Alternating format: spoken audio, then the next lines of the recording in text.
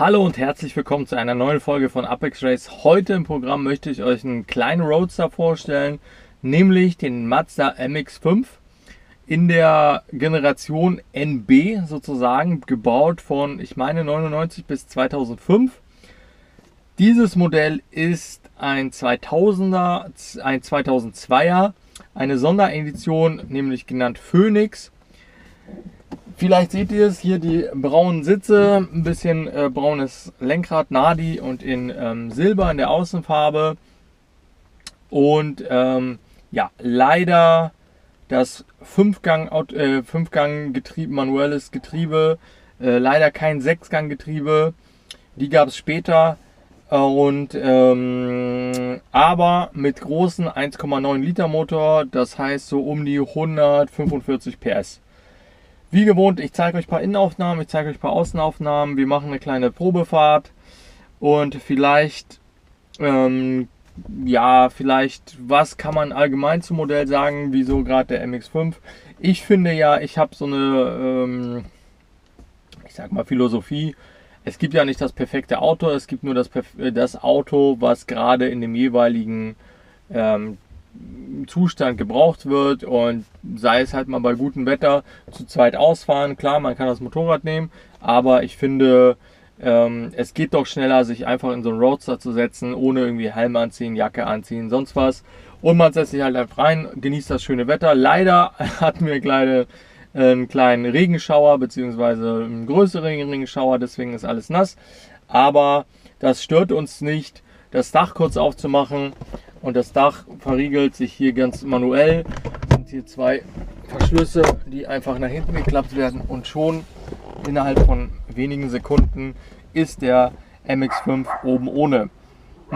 Was kann man noch dazu sagen? Also allgemein kann man zum MX-5 sagen, zu diesen NB, dass der sehr relativ rostanfällig ist. Ja, das werden wir gleich bei den Außenaufnahmen sehen, dass dieses Modell auch schon etwas Rost abbekommen hat.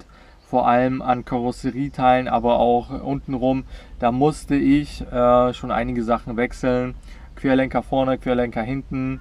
Ja, leider rostanfällig. Also achtet, wenn ihr euch so ein Modell kaufen wollt, achtet ganz besonders darauf, dass der rostfrei ist. Ich werde hier nämlich noch relativ viel Spaß haben, hier Geld auszugeben für Karosserieteile. Vor allem die hinteren Querlenker gibt es nur bei Mazda zu bekommen, und die sind relativ teuer. Also da kostet ein Querlenker, ich glaube, so um die 300 Euro plus 4 Buchsen. Da seid ihr mal bei 420 Euro für einen Querlenker am Start. Also es ist schon eine Menge Geld. Für die anderen Teile sieht es ganz gut aus. Da gibt es Reproduktionsteile, Reparaturbleche für die hinteren Radläufe, Karosserieteile, für vorne die Kotflügel gibt es neu. Was es allerdings nicht neu gibt und wo er gerne rostet, ist die Heckklappe, und meiner ist auch schon sehr stark befallen vom Rost. Genau, ich würde mal sagen, ich mache mal ein paar Innenaufnahmen, ein paar Außenaufnahmen, und dann geht es ab zur Probefahrt.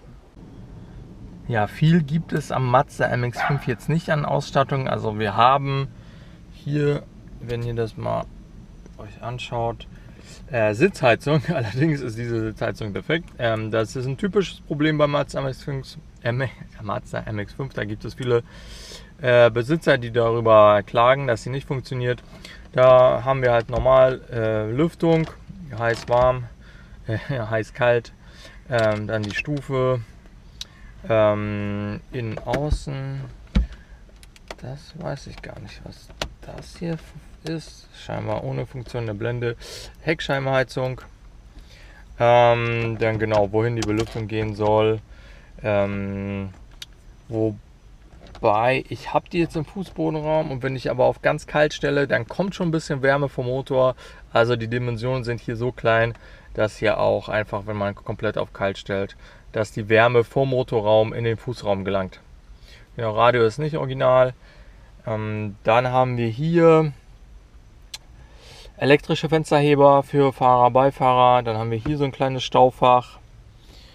Hier noch ein weiteres Staufach. Ich weiß nicht wozu. Man könnte einfach eins machen. Klar, irgendwie für Becherhalter. Und dann haben wir hier die abschließbare Mittelkonsole in so einem Mittelfach. Und hier drinne ist auch separat der Kofferraum zu öffnen, aber auch der Tankverschluss.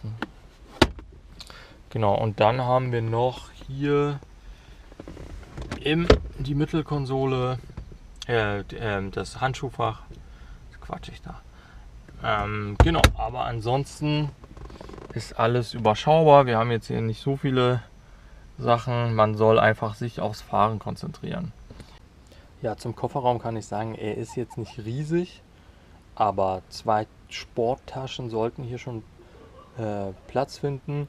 Es ist auch ein Ersatzrad da, also so ein richtiges, nicht irgendwie was Aufpumpbares. Genau, ja, der ist halt nicht sehr hoch, deswegen eher so ein flacher, aber so von der Breite, also wie gesagt, 2 Sporttaschen auf jeden Fall. Ob ein Bierkasten reinpasst, weiß ich nicht. Genau, und wie vorhin angesprochen, die braune Pest, die wütet hier schon am Kotflügel. Hier geht's weiter. Die Schweller sind auch betroffen. Dann hinterer Radkasten.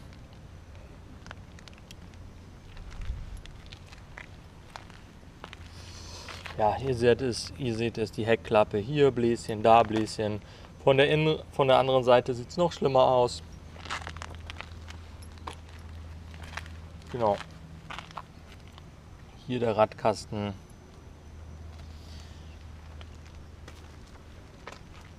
Der Kotflügel sieht etwas besser aus, aber hier fängt es auch schon an.